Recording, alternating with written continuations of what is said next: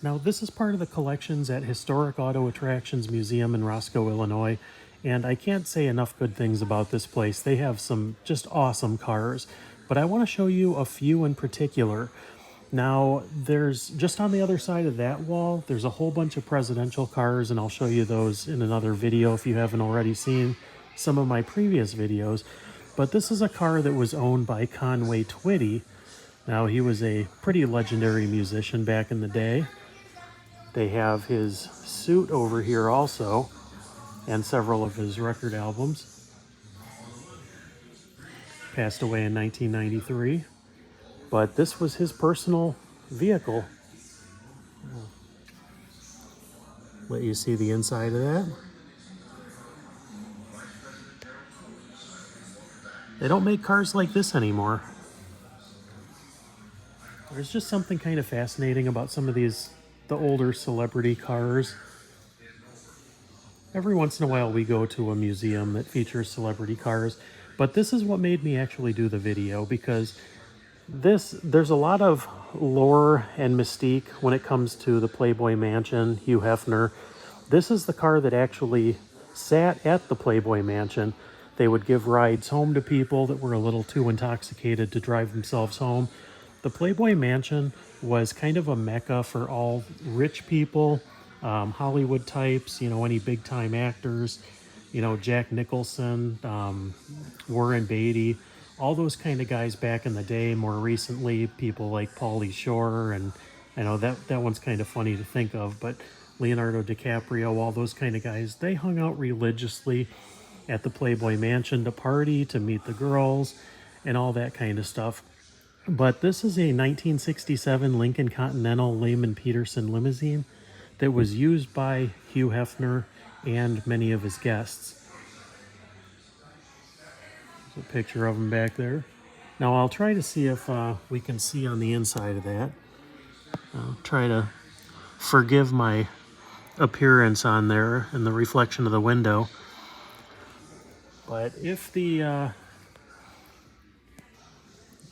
upholstery and the seats in this thing could speak, I bet there's been a lot of really famous and interesting people in here, maybe even around that time, maybe even some former presidents. You just never know.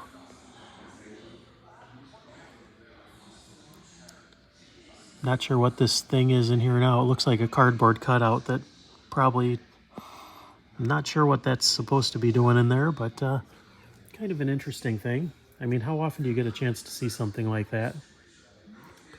And we'll keep going, and I'll show you a couple more while we're looking at the cars. I did a full museum tour of this place last year. I can link that in the description. But they always have new things here. This is Howard Hughes H4 Hercules. Now, this was commonly known as a spruce goose, but Howard Hughes, a very interesting guy. He had a lot of money, and he invested in a lot of different things. And he was also known to be kind of a recluse, especially towards the end of his life.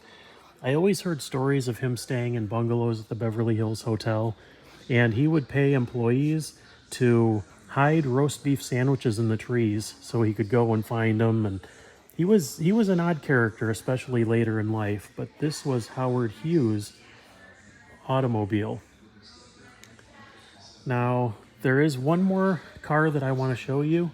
And, well, I might as well show you this. This is a Chariot from Ben-Hur. If you guys remember that movie, the 1959 classic. This is the original Chariot from the movie. And since we're right here too, I might as well show you a couple other things. These are Thomas Edison's glasses. It says acquired in 1971 from curators of the Edison collection. And there's a signed letter from him back there. People really had nice handwriting back then. You don't see that much anymore. And here's the glasses from National Treasure, if you've seen that movie. It's one of my favorites, Nicolas Cage. If you remember that scene right there, those are the glasses. These were donated by Disney to the museum here. And here's some Harry Houdini items. They have his straitjacket and his traveling case. A couple of other cool things. But the other thing I wanted to show you is something I don't think I've shown in any of the videos yet.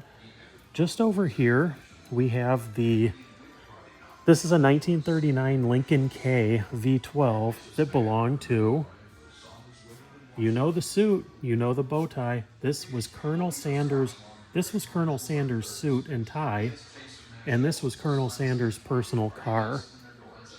Now this is, if it wasn't linked to Colonel Sanders, this car would be pretty cool in itself. But this is a 1939 Lincoln Limousine. Give you a little look at that. And just back here is where the Colonel would have sat.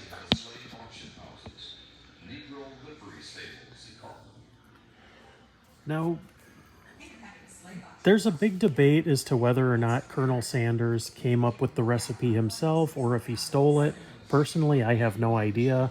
That's not a debate for this video, but one way or the other, he had an interesting life. He tried his hand in a lot of different things. And on this channel, we visited his gravesite not too awful long ago, maybe not even a month ago. So that video is also up on the channel. But he lived a really interesting life, did a lot of things.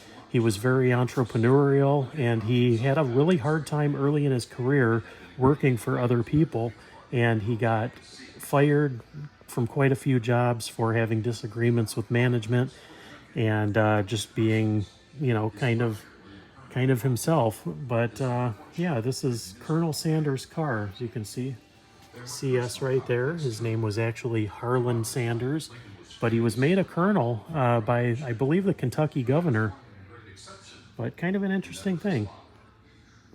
So this was just meant to be a quick video. I just wanted to show you guys a couple of quick things.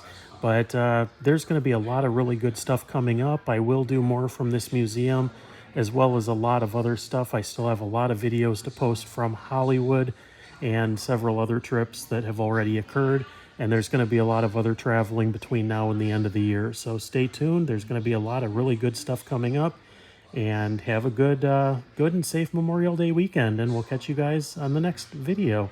Take care.